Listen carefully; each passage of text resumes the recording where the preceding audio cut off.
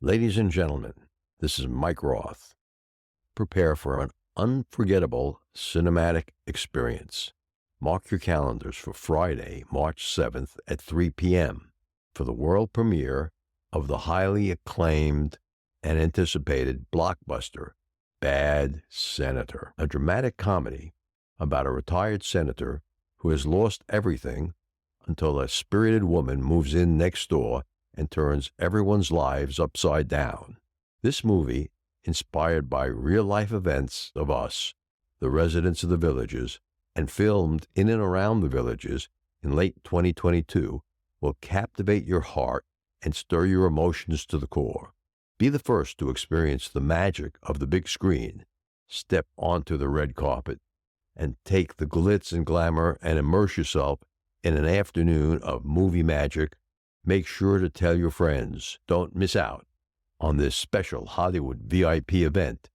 Join us at the village's Old Mill Playhouse for the exclusive limited premiere of Bad Senator, March 7th through 9th, with showtimes at 3 p.m. each day. And in true Hollywood style, writer-director Chad Richardson will join me for a special interview directly after the Friday showing.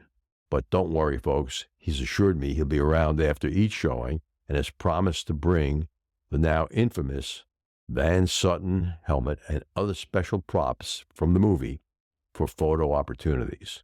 Get your tickets now at badsenatormovie.com and be part of this rare and exciting opportunity.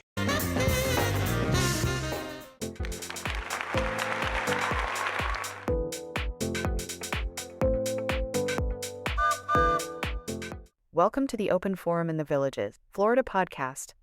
In this show, we talk to leaders in the community, leaders of clubs and interesting folks who live here in the villages to get perspectives of what is happening here in the villages, Florida.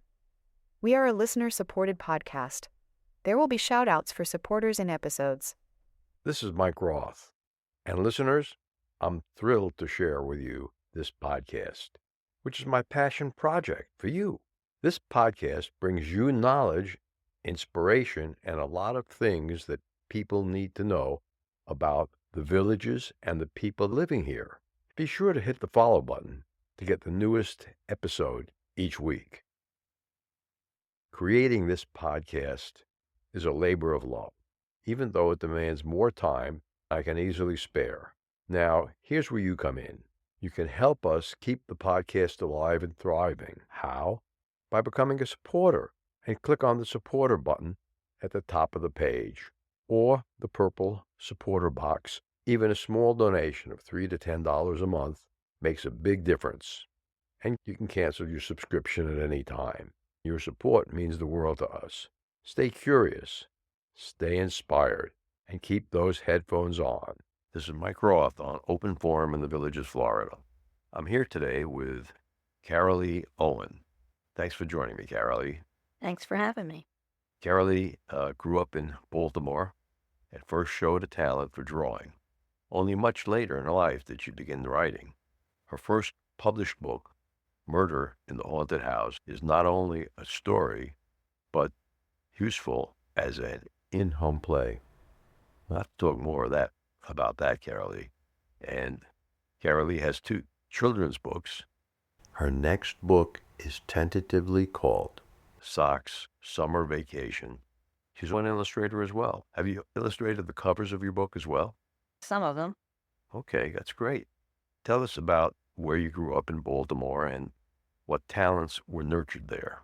Originally in elementary school, a lot of my drawings seemed to be a little better than the rest of the children. And I would do, as growing up, I would do a lot of things for the other kids. I would make paper dolls for them to play with, and they'd always come up to the porch and I'd draw things. Mm-hmm. It was in maybe junior high that I first put together a comic book, actually, of worms. Let me see if I got that straight. Your first writing was a comic book about worms. That's right. Okay, and where did it go from there?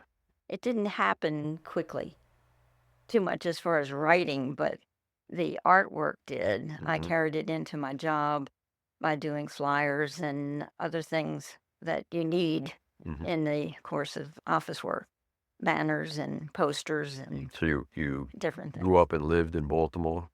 When did Yes. you move here to the Villages? Oh, about 13 years ago, Mm. 12 years ago. You came here directly from Baltimore. No, I got married, married late at 31 and was married 50 years before my husband died last year. And during that time, we moved around because he worked for Westinghouse and we went from place to place. I've lived in Florida before in the 70s for a while Hmm. and just recently moved back to Florida about 30, 35 years ago. But I didn't move here until retirement or Okay, my retirement. good. And what helped you most in your writing?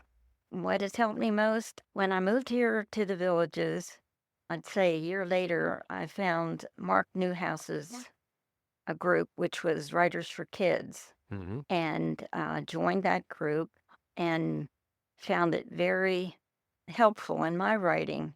Most of what I'd start to write, it would go to the people in that class, and they would make comments on what they thought was good, what could be better. And it invariably, how I started out my story, it would turn around and be something totally different Hmm. starting out. In a way, I feel like I've just mellowed and developed into a different kind of writer, a better writer, I think. Mark's been on our show a couple of times. Hmm. And what contributed to you being an illustrator of your own books? Being in that class, because as people would read their different stories or chapters, I would have pictures in my head and I would doodle them. And the first time, one girl was sitting next to me and she saw me draw a mermaid from her book. She was talking about a mermaid and she liked the drawing. She said, I've had a lot of people draw mermaids, but I liked yours best. That was the first book that I did. And now I have maybe almost a dozen that have followed that. Do you charge people Through, to be an illustrator? of course. Well, on That's average, what? not much. It's It's not much. nothing to live on, but it's something It's good to know that we you have can an use. illustrator here in the Mhm. Villages. Oh, I there's was many of them. I was just talking to another author who told me she had her book illustrated by someone in Pakistan, Oh my goodness. and she said it was very cheap. I said, look at the results. Now I understand they even have programs that'll do your illustrations for you. Oh yes, AIs will Yeah. do your Hmm. illustrations. I've noticed that most illustrators have their own style. And I think for someone looking for an illustrator, I always tell them, I'll give you a sample of my work and see if it fits Mhm. what you have in mind for Mhm. your book. Some people don't even have pictures in their mind when they're writing. Mhm. So Uh, do you use color illustrations or are they pure? some, if they need color, it's more expensive to make color. Yeah, black and white. That works well when you self-publish on Amazon. They charge a True. lot more when you're gonna This is, work in color. or if you have a chapter book and not a children's picture book, you would use black and white. Mm. Children's picture book might use color. What do you think is your best book? My best book, my husband always liked A Wish for Algae, which is a children's book about a fish who has everything, but it's not enough for him. And he wants to be a bird because he thinks that's fascinating. Hmm. But when he becomes a bird, he finds out a Not a lot flying. different. I would have made him a flying fish. But anyway, he befriends an owl Hmm. who helps him solve his problems. And I won't tell you the end of the story. Okay. How many books have you written in total? If you count the plays that I've written, Mhm. and that's the murder mystery plays that I originally said was Murder in the Haunted House. How many plays are Um, there? We'll start I've there. played four. I've made four 4 plays. that I've played either in my house or in country club atmosphere. How many actors do you put into As many that come. If I have it in my house, if I have 24 people, I have 24 different characters, parts? different 24 parts. 24 scripts. Absolutely. Okay. And it's word for word. No, I give them what their character is like.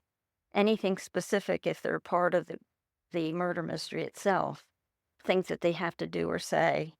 But they are allowed to ad lib and do whatever they need to do to in the space of their character. It's an improvised play. Yes. Right. Has it ever been, have any of the plays that are improvised been produced and shown to larger audiences? No, just the audiences that I have in the country club atmosphere.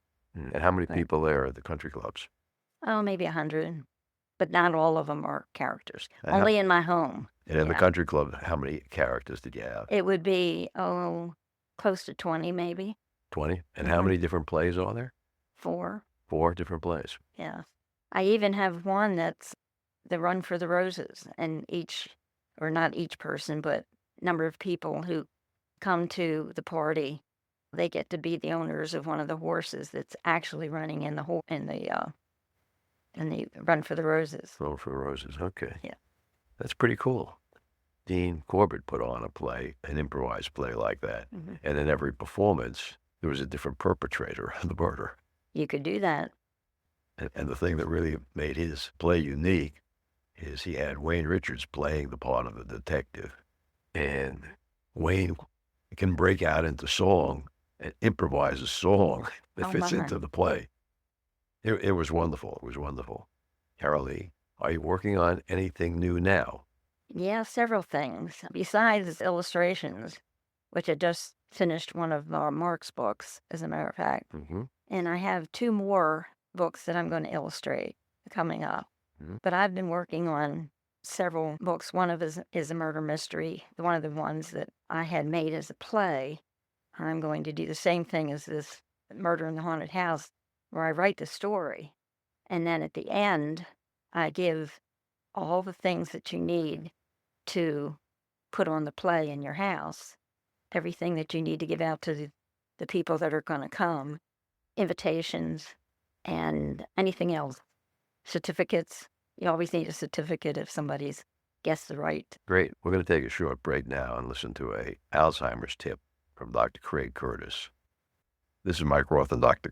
Craig Curtis. We're talking about Alzheimer's disease.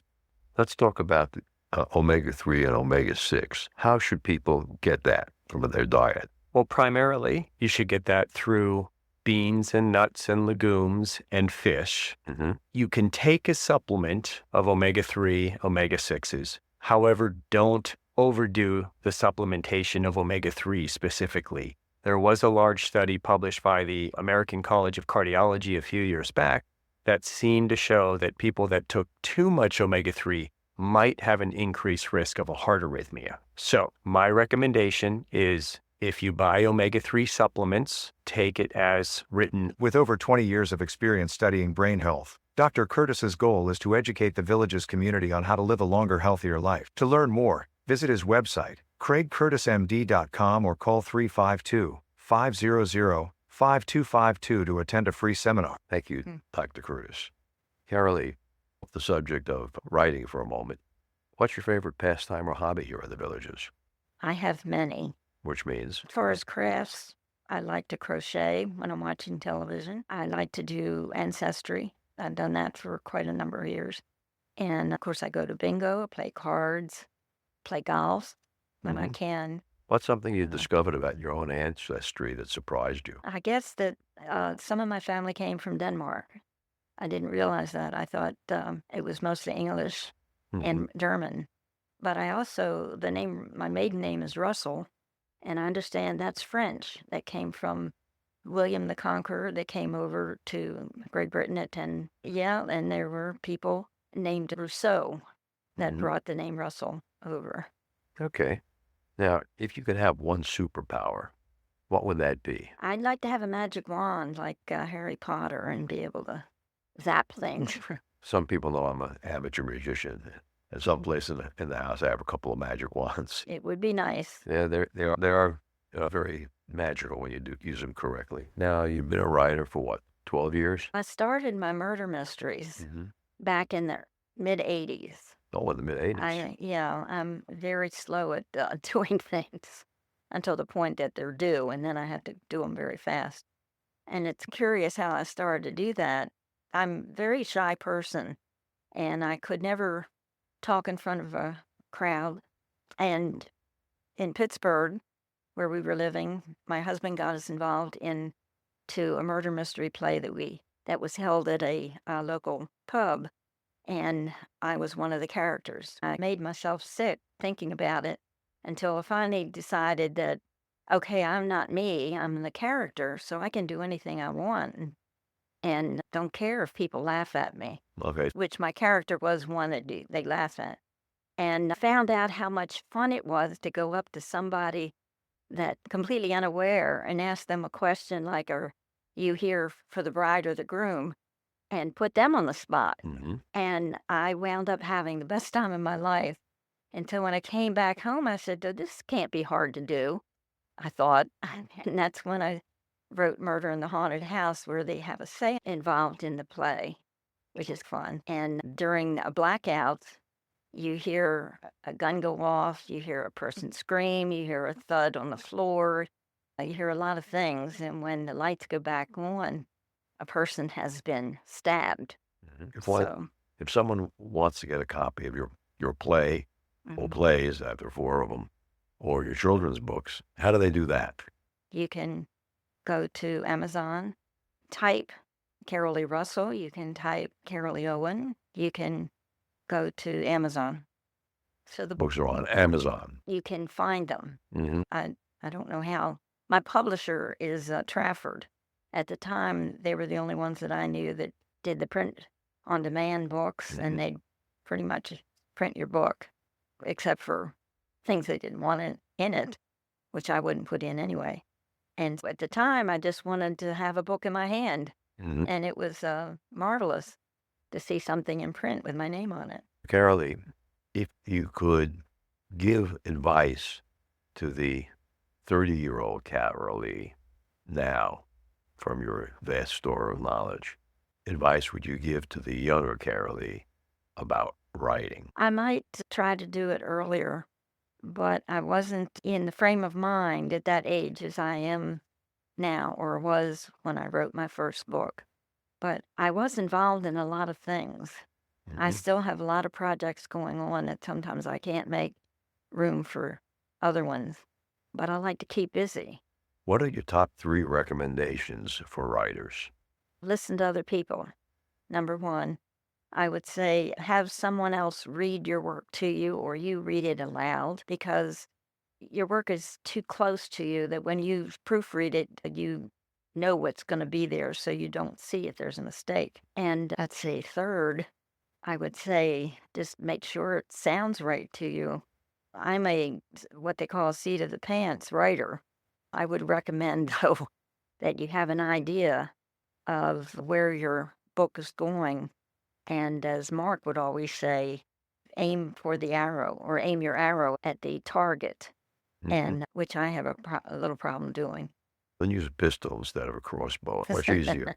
Shooters Gets Club there makes it. faster. Yeah, the Shooters Gets Club. We there. have to get someone home from the Shooters Club. Well, that's true. I've not tried the bow and arrow club either, but Yeah, I'd rather they got like a nice that. couple of air gun clubs here, as well as the Pistol Club, Shooting Club, which is probably got 4,000 or 5,000 members in it. There are a lot of groups in the villages that tend to help writers, and Mark's is just one of them, and that's for children plus now, because if you've written a book for children and then want to do an adult book, we're very happy to help that person along with that. I've been told there are 17 writing clubs here in the village. I bet there's more than that, but there's one for about every genre you can imagine. Wow, okay. And So is there a question here in today's show that you wish I had asked you, but I failed to ask that question? no, I think you've covered everything, except that I didn't really answer your question about what I'm doing next. I've been writing what you call Sox's summer vacation. Sox is a cat, and he has adventures with a bully. A bully cat? A bully cat. Oh, boy. And as it turns out, he doesn't believe this bully is a bully of the heart. Yes, he thinks that he would prefer not to be a bully. And although this bully has accidentally broken his leg, he's still willing to help the bully get out of some trouble. The bully broke Sox's leg. Yes, Oh, in a baseball game. cats can play baseball. That's why you're a writer. You've got that imagination to put things together that most people wouldn't think of. Cats playing baseball. I do have one problem with children's books, and that is I write as an adult too much. I need to think as a child. That happens a lot. It happens a lot. Why do you think that is? Because we're adults. We've forgotten what it's like to be a child and how we spoke at that time. And a lot of the children these days are a lot older than they were when I was their age. They Oh, you they mean a act child? older. A child of 6 or 7 might act as a child of 9 or 10. Yeah, Okay. yeah, and that's because of The television environment, and te- yeah, the television and environment. social Mhm. media, Sure. all those things add up. If there's one thing you could have done different in your writing career that you think would have made it a better career, what would that have been? I think I would have written my murder mysteries a lot earlier and put them in book form because I'd been thinking of doing that for 20 years, maybe longer. They're 30. not in book form today? One of them is. What? So you have One. 3 that haven't been turned into books yet. 3 hasn't. One is in galley form, but I need to go through it, rewrite it, and correct things. So it's not ready yet. So one book is available through Amazon. Yes, that's Murder in the Haunted House. And I'd love to hear from people if they've purchased it and tried the play at home, how that turned out, whether that worked for them. How do they get a hold of you to tell you? I do have a website that I have neglected terribly, which is one thing I probably It's CAROLEERUSSEL. .com. .com. Yes, I forget that. And I have another one that's a Russell Original. No O in the original. Just a Russell Original. Original.com. We're good. Carol, thanks for being on the show with us. Thank you. My pleasure. Remember, our next episode will be released next Friday at 9 a.m. Should you want to become a major supporter of the show or have questions, please contact us at mike@rothvoice.com. This is a shout out for supporters Tweet Coleman, Ed Williams, Dwayne Romich, Paul Sorgen, Kathy Loving, and Dr. Craig Curtis at K2 in the Villages. We will be hearing more from Dr. Curtis with short Alzheimer's tips each week. If you know someone who should be on the show, contact us at mike@rothvoice.com. The way our show grows is with your help. Text your friends about this show if you enjoyed listening, or just tell your friends about the show. We thank everyone for listening to the show. The content of the show is copyrighted by Rothvoice 2025. All rights reserved.